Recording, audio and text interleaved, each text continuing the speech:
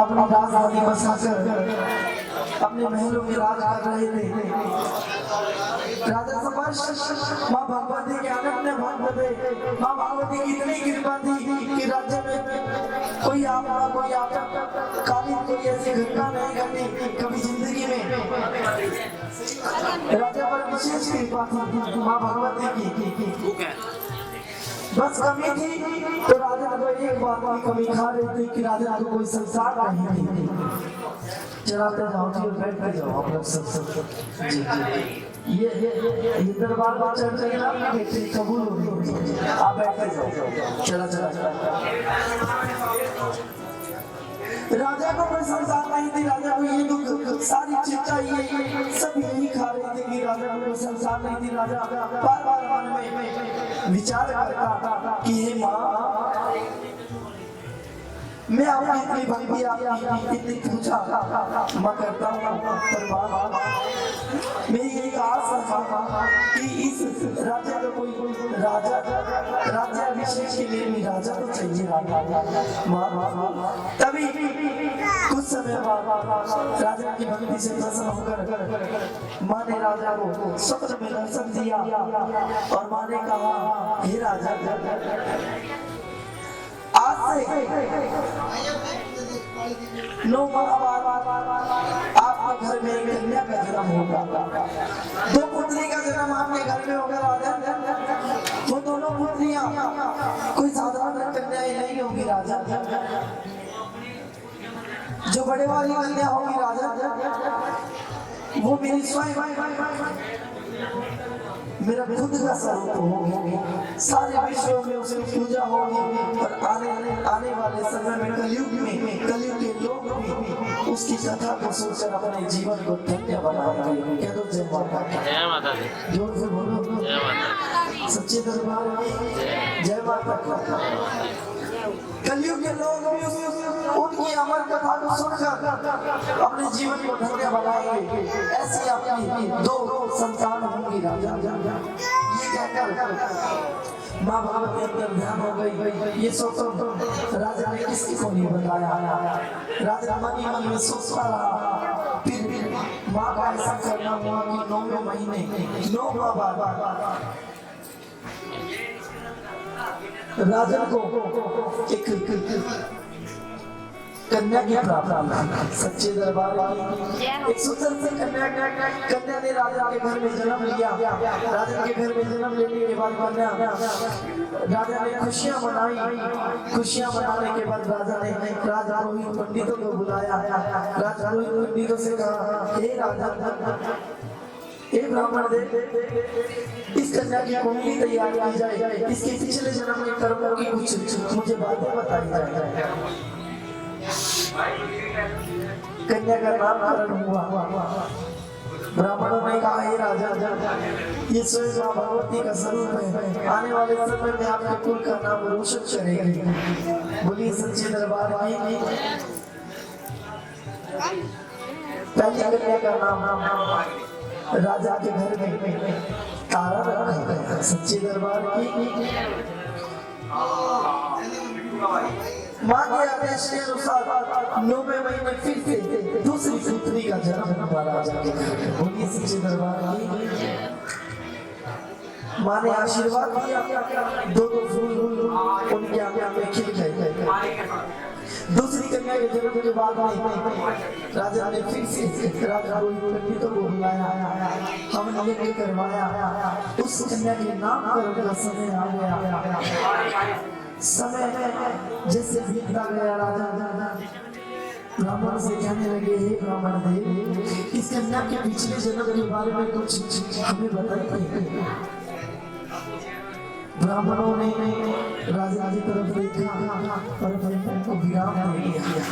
राजा ने कहा हे ब्राह्मण देव ऐसी कौन सी बात है जिससे आपके मुख का तेज कम हो गया। ब्राह्मण डरने लगे। कहने लगे कभी हम राजा को सच्चाई बताए कभी राजा हमें आरोप भी कटवा दे। सच्चे दरबार के तभी राजा ने कहा, हे ब्राह्मण देव, आप जो सच्चे वरदान हैं आप हमें वो ही सुनाइए। तभी ब्राह्मणों ने उस कुंडली को तैयार किया। कुंडली को तैयार करने के बाद उसके पिछले जन्म के कर्मों के बारे में बताता लगे। हे राजा, ये दोनों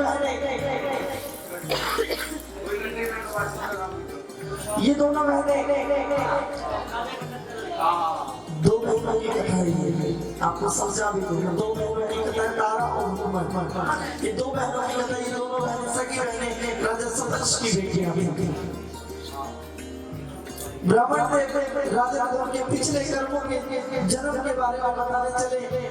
कहा, हे राजा, ये दोनों कन्याएं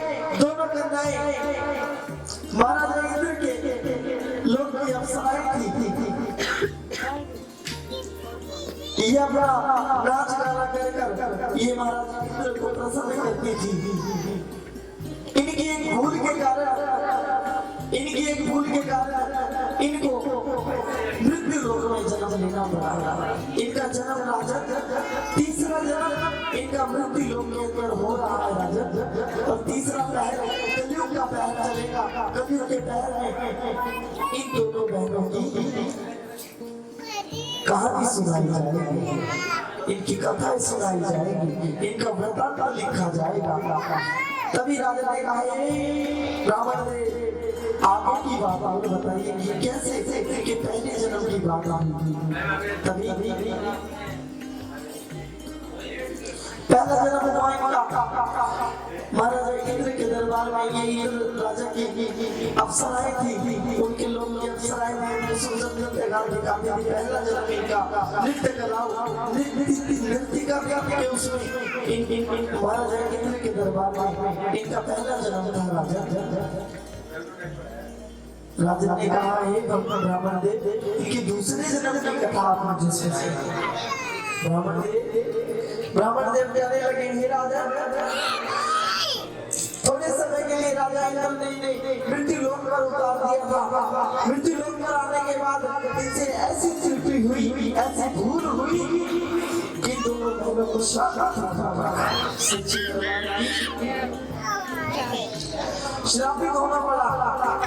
तभी ऐसी कौन सी बात से श्रापित हुई? ब्राह्मण देव, अब हमें खुल करके आप बताएं। इस वाणी से, अपनी वाणी से ये सारा वरदान हमें सुनाए। राजा ने कहा कि इनके दूसरे जन्म की कथा भी सुना। पहला जन्म इनका हुआ, इनको कुछ समय के लिए मृत्यु लोक पर भेजा गया। मृत्यु लोक पहले हाड़ मांस को लोग कच्चा चबाकर खाया करते आदिवासी लोग होते थे। सच्चे दरबार की कुछ समय के लिए मृत्यु लोक पर भेजा गया। मृत्यु लोक पर आने के बाद दुर्भाग्य से आज एकादशी है। एकादशी के दिन आप रानी तारा की कथा सुन रहे हैं। एकादशी के कारण, इनके व्रत टूटने के कारण इनको ऐसा जन्म प्राप्त हुआ। जब आई सच्चे दरबार की मैया रानी की, इनको राजा ये मृत्यु लोक में आई, भूल से इनका एकादशी का व्रत था। बड़ी बहन, इन दोनों का नाम भी अलग होता था। कलयुग में इनको तारा वेलुपन के नाम से जानते हैं। पर त्रेता में जब ये महाराजा इंद्र की अप्सराएं थी तो इनका नाम था छगन और मगन। बड़ी बहन छगन ने मगन को कहा, बहन फलहार का व्यवस्था करो, आज हमारा एकादशी का व्रत पूर्ण होने चला है। तभी छोटी बहन बाजार की तरफ निकल गई। मांस के टुकड़े आदिवासी लोग काट कर खा रहे थे। कुछ टुकड़े वहीं खा लिए, कुछ टुकड़े अपनी झोली में लेकर बड़ी बहन मगन के लिए ले चल। कहने जैसे ही झोली में बड़ी बहन ने देखा देखा तो मांस के टुकड़े उसकी झोली में थे। मांस के टुकड़ों को देखकर बड़ी बहन ने छोटी बहन को श्राप दिया कि जा तू नीच कीड़े मकोड़े खाई, तो ऐसे जंतु के रूप में तेरा जन्म होगा कि तू सदा कच्चे कीड़े मकोड़े खाई। उसको श्राप कर दिया गया। श्राप छोटी बहन उधर ही हो जाती है। तभी बताया कि भूल से एकादशी के वर कभी भी मदिरा और लहसुन प्याज का परहेज करना चाहिए जो लोग जो माता एकादशी का व्रत करते हैं, क्योंकि ये व्रत ऐसा होता है। इस व्रत को करने से हमें 18 लाख योगियों से जो कीड़े होती है उसके बाद हमें मनुष्य का जन्म मिलता है। उस जन्म से छुटकारा मिल जाता है। सच्चे दरबार ये तो इनके पहले जन्म की कथा थी। दूसरा जन्म राजा एक चमचली के रूप में इनका हुआ। भूलवश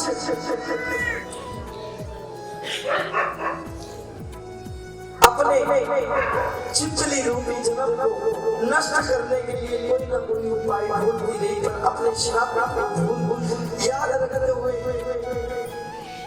उसकी मृत्यु नहीं हुई।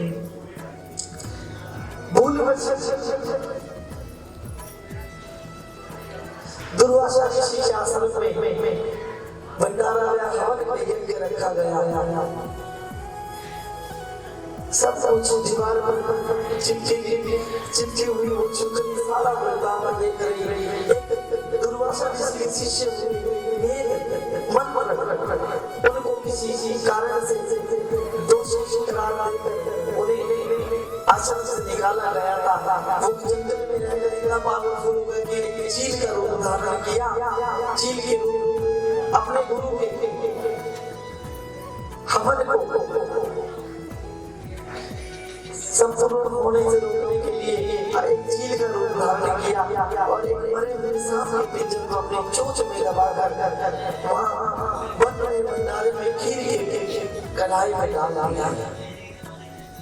ये सारा वृंदावन छिपछली जो बनी हुई थी, रुक्मण वो सब देख रहे थे। रुक्मण ने देखा कि इसको अगर लोग खाएंगे तो हजारों लोगों की मृत्यु हो जाएगी। क्यों ना इस कढ़ाई खीर की कढ़ाई में अपने जान देकर मैं सब लोगों की जान का बचा। क्या पता मेरे पिछले जन्म में आज मेरे पुण्य कर भाग्य लग जाए और मुझे भी इस श्राप से मुक्ति मिल जाए। सच्चे दरबार की उस मुक्ति के कारण जैसे ही खीर की कढ़ाई को उठाने के लिए साधु आए, भक्त भगत आए, उनकी आंखों के आगे छिपछली खीर के कढ़ाई में अपने आप को निछावर कर दिया। जैसे कि छिपछली खीर की कढ़ाई में पड़ गई, वैसे ही रावण ने ऋषियों ने उसे फिर श्राप कर दिया। जा तू नीच जाति में पैदा होगी, तूने हमारे भंडारे हमारे यज्ञ को श्राप कर दिया, तूने हमारे यज्ञ को रोक दिया। जा तू नीच जाति में पैदा होगी, तू सदा लोगों का मांस खाएगी, तुझे अन्न खाने को नसीब नहीं होगा। सच्चे दरबार पहले श्राप से मुक्त होने के लिए बेचारे खीर की कढ़ाई में अपने जान को निछावर कर दिया। फिर श्राप मिला। तभी भी दुर्वासा ऋषि ने अपने शिष्य से कहा कि किसी दूर जंगल में जाकर अच्छा बड़ा दुआ कर इस खीर की कढ़ाई को उसमें डलवा दो ताकि कोई जीव जंतु या कोई पशु इसको खाएगा। अगर जो खाएगा तो वो जीव जंतु भी मर जाएगा। तभी जैसे खीर की कढ़ाई को खड्डे में उल्टाया गया तो नीचे देखा कि सांप को बड़ा पिंजर। तभी ये सारी बातें आकर अपने गुरु को बताते दुर्वासा ऋषि ने हाथ जोड़कर कहा, तीर से निकला हुआ बाण कभी वापस नहीं आता। सबके मुख से निकली हुई बात वापस नहीं होंगे। मुझसे कहिए बाबा कभी वापस नहीं होंगे। कहा जाऊँ मैं क्या कर सकता हूँ, मैं इतना ही कर सकता हूँ। आज शादी हुई हो पर माँ भगवती की ऐसी कृपा होगी कि एक ना एक दिन तुम्हें भी उच्च कोटि के महल में उच्च कोटि का नाम, उच्च कोटि का दर्जा तुझे मिलेगा। न आंखों से उसको श्रद्धांजलि देते हैं राजा। ये इनके दूसरे जन्म की कथा है। तीसरा जन्म कलयुग का पहर चल रहा है राजा। तीसरे पहर में कलयुग के आपके घर की दोनों कन्याओं का जन्म हुआ। छोटी बहन का नामकरण नहीं किया गया। ब्राह्मणों ने कहा राजा ये श्रापित है, ये कुल को कलंकित करेगी, ये कन्या आपके कुल के लायक नहीं है। छोटी कन्या के लिए बोल रहे हैं कि आपके कुल को कलंकित कर देगी। ऐसा है राजा, एक बड़ा सा ताबूत बनवाया जाए, उस ताबूत में हीरे जवाहरात मोती लगवाए जाए ताकि इसके लाला वाला की व्यवस्था इसी के साथ की जाए। एक पैर में उठा एक पैर में उठा अपने मुख में दबाए हुए नम से राजा उसको देखते हैं और अपना हाथ में उठा कर बड़े सारे ताबूत में उसको कन्या को रख कर उसके लाला पालन के विवाह की सारी चीजें इतना धन उसमें लगा देंगे, जवाहरात चढ़वा दिए ताकि कोई इस कन्या को पाले तो उसके ऊपर बोझ ना पड़े। सच्चे दरबार में एक चलचल नदी में उसको बहा दिया गया। इधर भीड़ और मच्छी पकड़ने के बाद तालाब आते थे, बहता हुआ ताबूत देखा, ताबूत को देखते ही भीड़ ने छलांग लगा भीड़ ने जैसे ही ताबूत को बाहर निकाला देखा कि एक खूबसूरत सी कन्या उस ताबूत के अंदर मुस्कुराती हुई भीड़ की तरफ। भीड़ को भी कोई संतान नहीं थी। भीड़ ने माँ भगवती का आशीर्वाद मानकर, इस परमात्मा का आशीर्वाद मानकर उस कन्या को अपने गले से लगाया और दौड़ता हुआ अपने घर पर चला गया। उस कन्या का नाम रखा गया रुकुमण। क्या रखा गया? बड़ी कन्या का नाम क्या था? बड़ी कन्या का नाम क्या था? तारा। मैं देख रहा हूँ मुझे तो बिहारी सच्चे दरबार वाली इधर रुकमण का लालन पालना वीरों के घर हो रहा है। तारा का लालन पालना अच्छे महल अटारी राजा के घर में हो रहा है। दोनों विवाह की लायक हो गई, दोनों का विवाह हो गया। तारा का विवाह राजा हरिश्चंद्र के साथ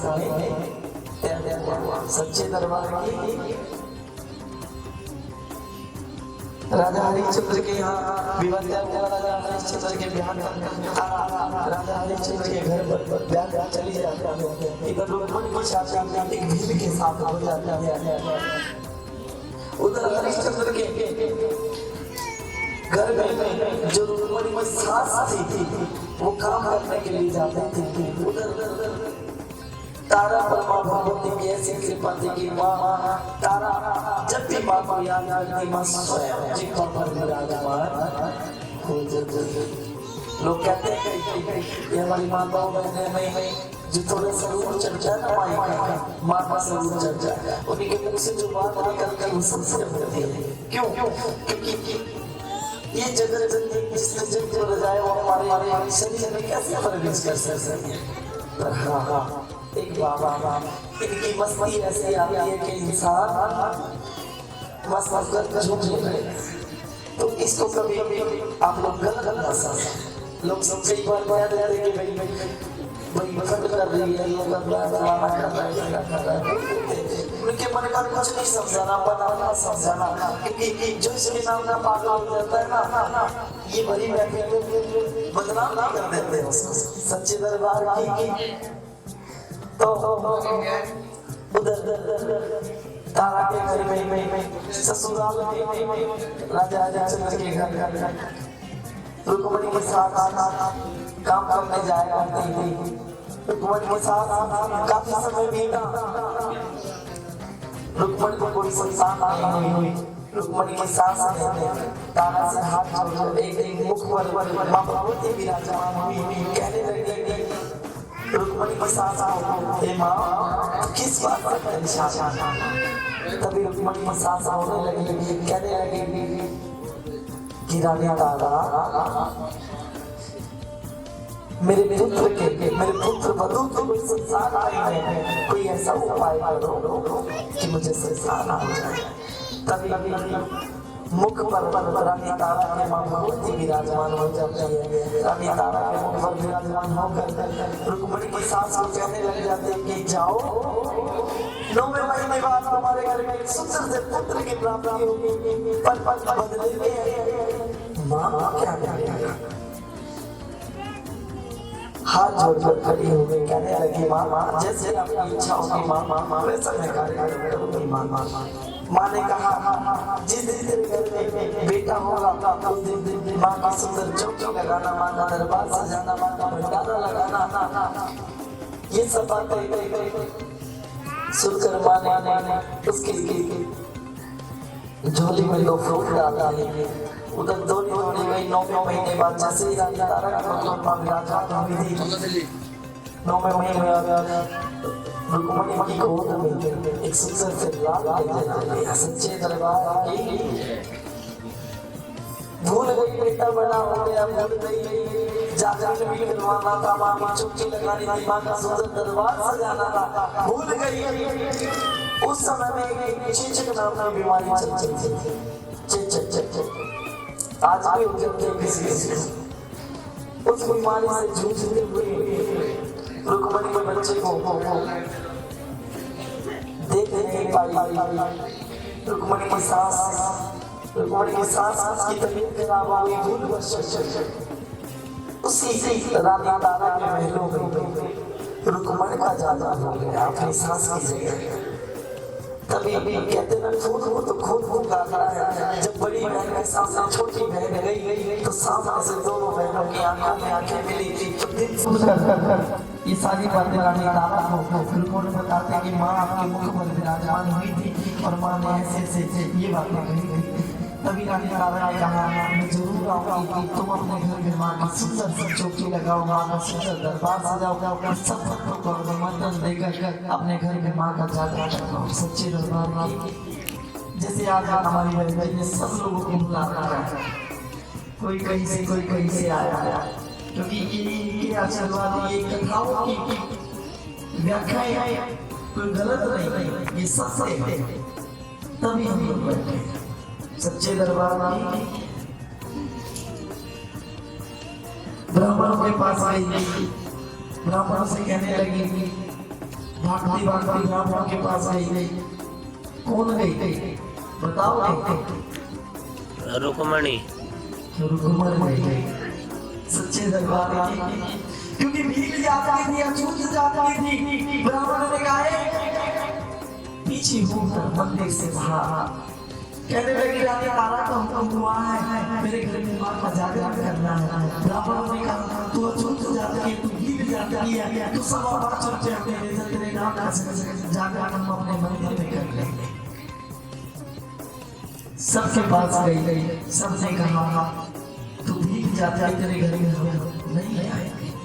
छुआ उस समय में लोग मानते इन सब बातों को सच्चे दरबार की, क्योंकि कलयुग का प्यार बड़ा, कलयुग में तो पता नहीं कैसी कैसी बातें हो गई। सच्चे दरबार की दौड़ती हुई महलों के अंदर गई और रानी तारा के समक्ष जाकर रोने लगी, कहने लगी मेरे निमंत्रण तो किसी ने स्वीकार नहीं किया। तभी माँ पर विराजमान हो गई कि आज की रात माँ का सुंदर दरबार लगाओ और रानी तारा स्वयं तुम्हारे घर में माँ के जागरण के लिए पधारेगी। ये सब बातें राजमहल में एक राज दरबारी सुन रहा था। ये सब बातें सारे राजा को सुनाते हैं। राजा ने कहा रानी तारा धीरों के घर में जाएगी, चीतों के घर में जाएगी, खुद की मर्यादा को लाने की। तभी राजा ने अपनी तलवार से अपनी उंगली पर चीरा लगा लिया। दर्द के मारे इतना कर रहा कि ना नींद इधर रानी तारा देख रही है कि राजा को नींद आई और मैं उधर रुक्मणी के घर जाऊं। तभी राजा ने कहा रानी तारा मुझे पटपट सिराना दो, मेरे बालों को सहलाना कि मुझे नींद आए, मेरे दर्द से मेरे आहट से मैं करवा रहा हूँ रानी। तभी रानी ने पटपट सिराना लिया, राजा के बालों को सहलाना और मन माँ भगवती को याद करने लगी। माँ की ऐसी कृपा हुई, ठंडी हवा का झोंका आया कि राजा को झट नींद आ गया। तभी राजा सो राजा को नींद आते ही माँ भगवती को तो दोनों बहनों को मिलवाना था। रानी ने अपने आभूषणों को एक एक कर जंगल के रास्ते धीरों के घर तक रानी रुक्मणी के घर तक अपने आभूषणों को डालती हुई चलेगी। थोड़ी देर बाद राजा को जैसी नींद खुलती है, राजा अपना घुड़सवार कर भीलों के घर रानी के आभूषणों को देखता देखता भीलों के घर पहुंच जाता है। उधर देखता कि रानी तारा खूब नाच रही है, गा रही है, माता के बेटे सुना रही है। एक तरफ उस समय नहीं पता था, लोग बलि देते थे, जीव जंतु की बलि देते थे लोग। उस समय इन चीजों का ध्यान नहीं था। कभी राजा ने सारा नृत्य देख रहा था। आरती हो गई, प्रसाद झोली में डाला गया, रानी की झोली में भी मांस का प्रसाद डाला गया। मांस का प्रसाद जैसे ही राजा देखता रहा, जैसे ही रानी बाहर आई, बाहर आने के बाद राजा ने जैसे ही रानी को रोका, रानी को कहा चलो तुम छंतों के घर के आगे में आए, मुझे कोई पर तूने वैश्य धर्म की सीमा को लांघ दिया, तूने मांस के टुकड़ों को अपनी झोली में डलवा दिया। अपनी झोली को खोलकर जैसे ही रानी तारा ने दिखाया तो झोली का जो सारा खीलों को खाने में बदल गया। काले पे भाई का सोचा क्या आप आगे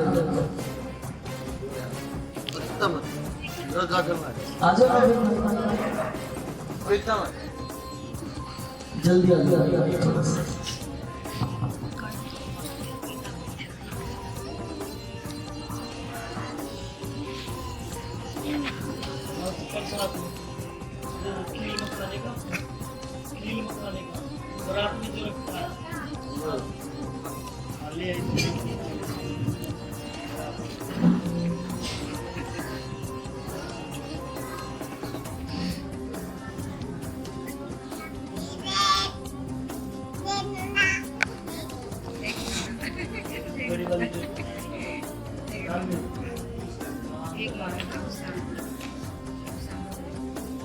अब है ना 3 गुड़िया आ जाओ, कोई 3 गुड़िया जल्दी आ जाओ, कोई भी बेटी हो, घर की बेटी हो, गुड़िया आ जाओ।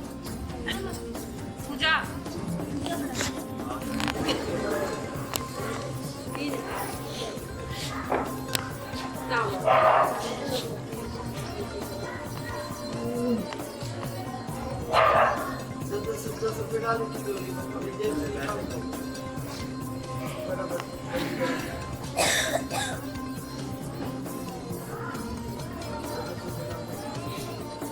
बेटी नहीं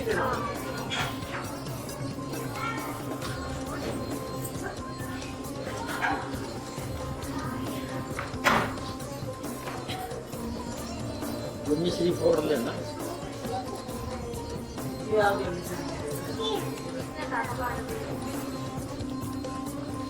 तो महालक्ष्मी माँ काली माँ से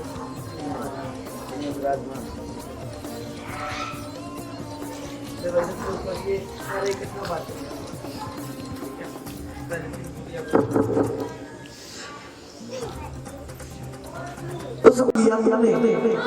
तभी माँ मुख पर विराजमान हो गई।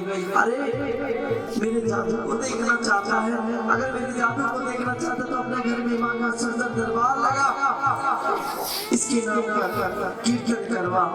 अगर तुझे आजमाना है माँ की शक्ति को आजमाएगा, जा जा जा माँ का दरबार लगा।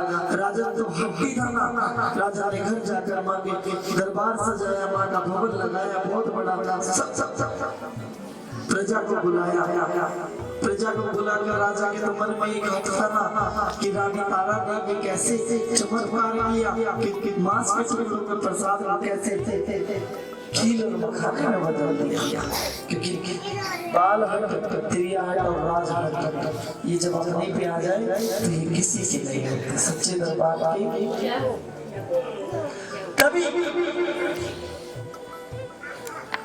बार बार रानी तारा के हाथ पकड़ कर राजा के बुला तेरी माँ को, मैं भी तेरी माँ के चमत्कार को देखना चाहता हूँ।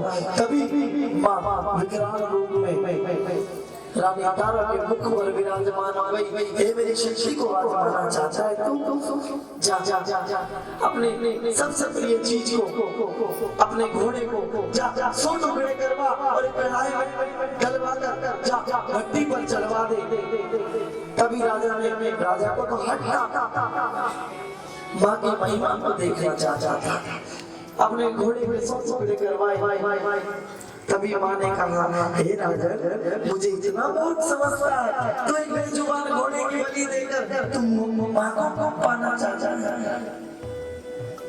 राजा ने कहा, मैं और क्या करूं, तेरे प्राणों से बड़ी चीज, तेरे प्राणों से प्यारी चीज जो है राजा उसको नौछावर कर, तब मैं तेरी भक्ति से प्रसन्न होकर तुझे दीदार दूंगी, तब मैं अपना चमत्कार तुझे दिखाऊंगी। राजा को तो हट था, अपने पुत्र को बुलाया, रोहतास को आवाज लगाई, भरी सभा में रोहतास को कहा गया कि तेरे पिता को आज तेरी जिंदगी चाहिए। तभी रोहतास ने कहा, पिता बताओ पिताजी मैं आपके लिए क्या कर सकता हूँ। कहा बेटा आज तेरे घर के मेरे 100 टुकड़े कर गए हैं।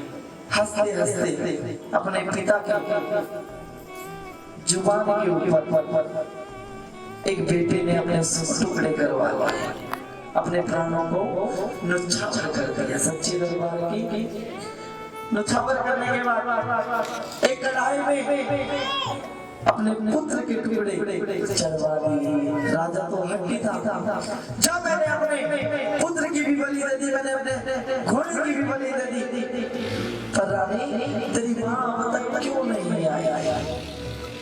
रानी तारा हंसने लगी, अरे लोगों की उम्र बीत गई, साधु की जिंदगी बीत गई, तभी इस परमात्मा का निरंकार साक्षात दर्शन नहीं हुआ। एक चुप रानी, हे राजा तेरी क्या औकात, एक बेजुबान जीव को तुम हत्या कर गए, तुम मां को पाना चाह रहा था। राजा फूट फूट कर रोने लगा कि मैं अपनी गलती पर क्षमा प्राप्ति चाहता, क्षमा प्राप्ति चाहता। रानी तारा के पैरों में गिर गया राजा हरिश्चंद्र और जोर जोर से रोने लगा। तभी माँ भगवती रानी तारा के समक्ष आकर विकराल रूप में माँ ने, अष्टभुजी रूप में माँ ने दर्शन दिया और राजा को कहा, हे राजा अपने स्थान पर खड़े हो जाओ और मेरी मुख की तरफ देखो। तभी राजा ने माँ को कहा, माँ मैं आपके दीदार करना चाहता था माँ, ये सारी लीला माँ, ये सारा वृतांत माँ आपके दीदार के लिए था माँ। मैं उसी समय समझ गया कि माँ जिस समय मैं रानी तारा के मुख पर आपने विराजमान होकर एक भीलों के बच्चे के घर में जाकर जाकर करने के लिए बोला। माँ ने कहा, राजन वो जो भीलों के घर में जो रुकमण है वो कोई और नहीं, वो तेरी सगी साली है, एक ही राजा की संतान है, राजा सुवंश की संतान है। माँ ने कहा किसी कारण से इन दोनों बहनों का बिछड़ना हुआ और कलयुग के कहर में आज इनका मिलना भी हो गया। सच्चे दरबार की ये दोनों सगी बहनें हैं। राजा को भी याद में जरूर है, पर जन्म राजा के घर से लिया है। सच्चे दरबार की राजा कहने लगा, माँ मुझे क्षमा करो, क्षमा प्राप्ति माँ, क्षमा प्राप्ति माँ। माँ ने राजा को क्षमा करते हुए कहा, अच्छा राजा मेरे चलने का समय हो गया। पैरों में गिर के रोने लगा, माँ मेरे वंश का एक हाँ जी चल रही है। माँ कहने लगी, राजा मेरी शिष्य को आजमाना चाहता है, जा जा अपने पुत्र को आवाज लगा। जैसे ये राजा ने अपने पुत्र को आवाज लगाई तो राजभवन में उसका पुत्र सामने से दौड़ा आया। माँ के इस चमत्कार को देखकर राजा बहुत खुश हुआ, पर कहने लगा, माँ मेरे अनजाने में जो गलती मुझसे हुई, माँ मेरा प्रिय घोड़ा उसका क्या क्या?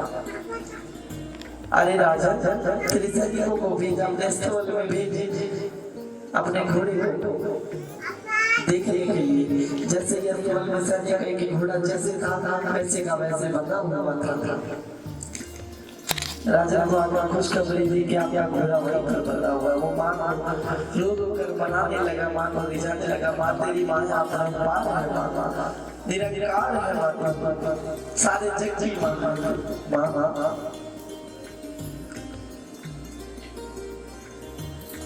माँ ने कहा, फिर से मेरी शिष्य को आजमाना चाहता, जा जिस कढ़ाई में तूने इस घोड़े के टुकड़े करवाए थे, एक बार वो कढ़ाई उठवा कर देख। जैसे कढ़ाई खोल कर देखा गया, जिसमें मांस के टुकड़े थे, घोड़े के मांस के टुकड़े थे, वो हलवा छोले के रूप में बदल गए। बोलिए सच्चे दरबार की।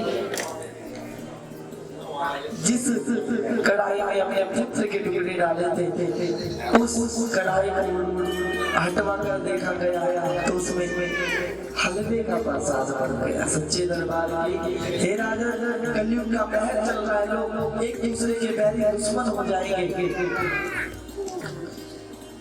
बैठना यो याना बैरुबावती जो दुखाओ बैरुबावती पांचों लाल उठाओ और ये कोई चुप चुप रख के उठे ना पड़े।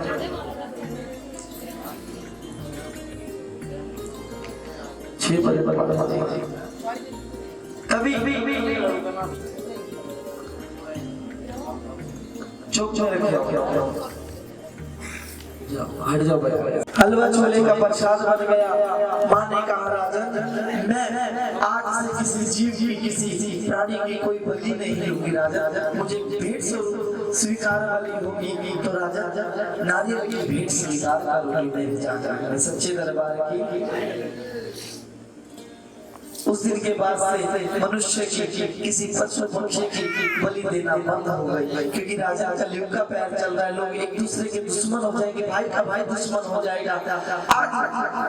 अगर मनुष्य की भेंट जाएगी तो लोग एक दूसरे को कच्चा मार मार खा जाएंगे। राजा कलयुग का पैर चल रहा है। तभी माँ ने दर्शन दिया। माँ के दर्शन पाकर माँ ने एक और बात कही कि राजा अगर मेरे जागरण में इन दोनों बहनों की कथा नहीं होगी, वो जागरण संपूर्ण नहीं माना जाएगा। तभी तारा भैरव का पावन इतिहास आप लोगों को भी सुनाया जाता है। ये तारा रानी की कथा यही पर समाप्त हुई। वो सच्चे दरबार की।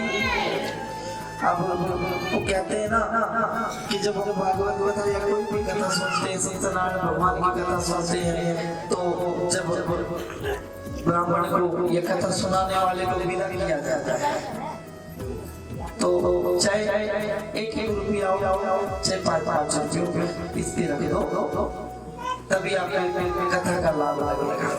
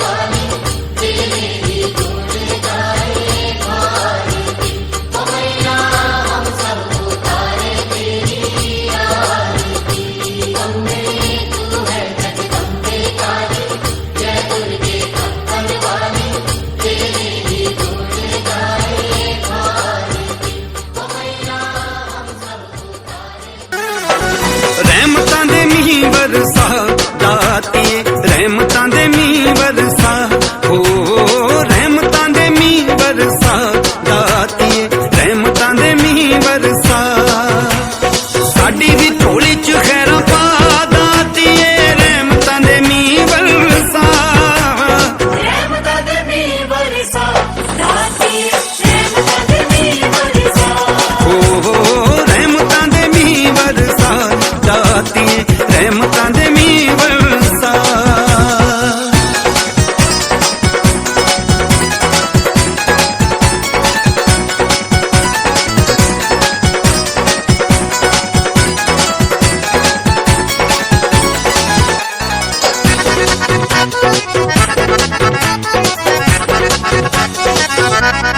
ਹੁੰਦੀਆਂ ਨੇ ਪੂਰੀਆਂ ਮੁਰਾਦਾਂ ਮਾਏ ਮੇਰੀਏ ਨੀ ਤੇਰੇ ਦਰ ਤੋਂ ਆਏ ਜੋ ਸਵਾਲੀ ਕਦੇ ਮੁੜਦੇ ਨਾ ਖਾਲੀ ਮਾਏ ਤੇਰੇ ਘਰ ਤੋਂ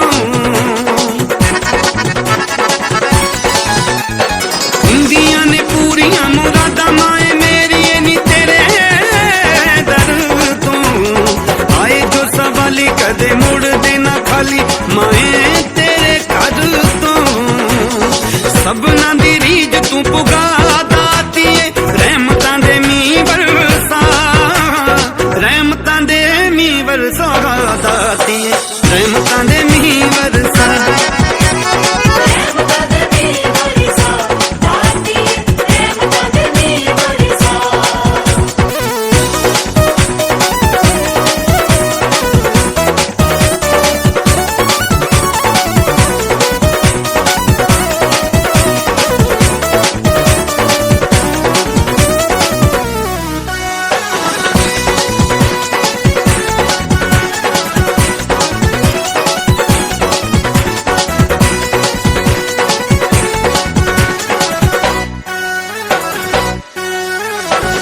जन्नत नसीब हुंदी अम्मीए रूहानी तेरा मुख वेख के उप जांदे जन्मां दे पाप तेरे चरनां च मत्था टेक के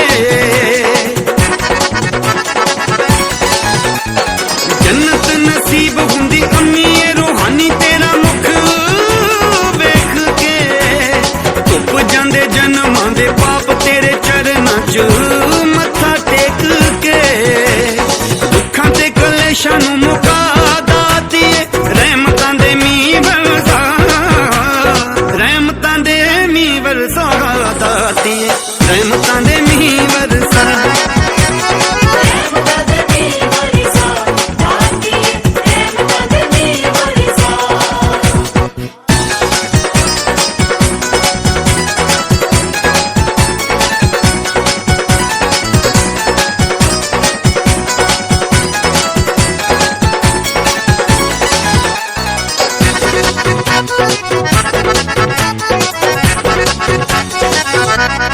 चरनां च रखी माए अपने तू नाम वाला रंग रंग के सुनी फरियाद सारे पूरे करी काज माए रिंकू टंड दे